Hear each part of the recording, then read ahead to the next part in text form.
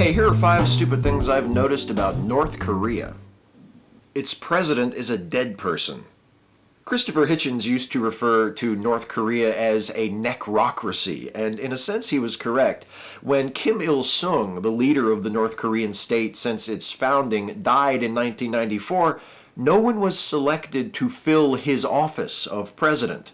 His son, Kim Jong-il, was declared to be supreme leader, but Kim Il-sung's position was discontinued. Furthermore, Kim Il-sung was declared in the North Korean constitution to be the country's eternal president.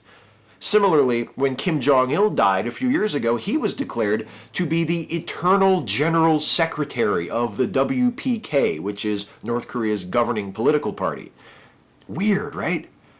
But then again, what else would you expect from North Korea? After all, it's a nation-sized cult.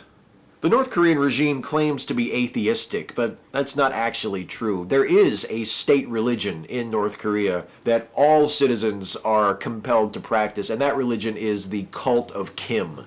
North Koreans are taught to love the Kims, Kim Il-sung, Kim Jong-il, and now Kim Jong-un, to love them so much that they're not seen merely as eternal office holders in the government, but as objects of veneration.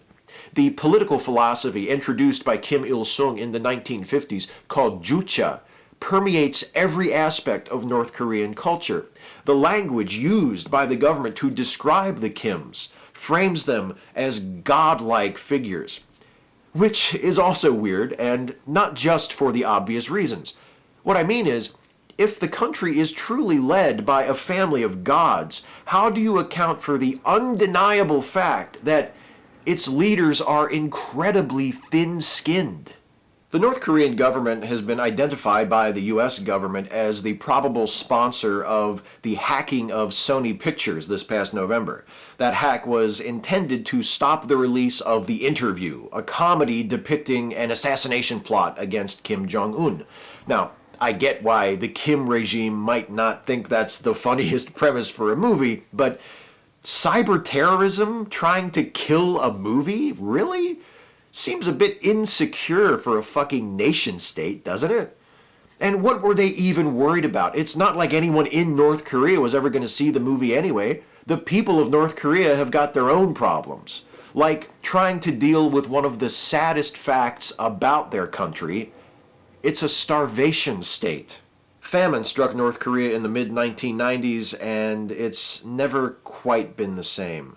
The famine killed hundreds of thousands of people, perhaps many more. And today, while the worst of it is over, there are still food shortages, malnutrition is still a common cause of poor health and death, and there are groups of homeless children called katjebi whose existence is officially denied by the government, who are forced to turn to begging and theft in order to survive. It's also been estimated that 45% of North Korean children under the age of 5 have suffered from stunted growth as a result of malnutrition. The starving of its people may be the most egregious offense of the Kim dynasty, but the list of its crimes does not stop there, not by a long shot. It's the worst violator of human rights in the world. The Democratic People's Republic of Korea, yes, that's its actual name, is the most oppressive government in the world. Elections are illegitimate. There is no freedom of speech, no freedom of the press, no independent media, no access to the global internet for private citizens.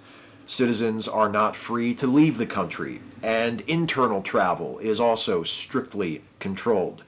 Women are forcibly recruited into prostitution to serve high-ranking party officials. Women who are suspected of having been impregnated by foreigners are subjected to forced abortions.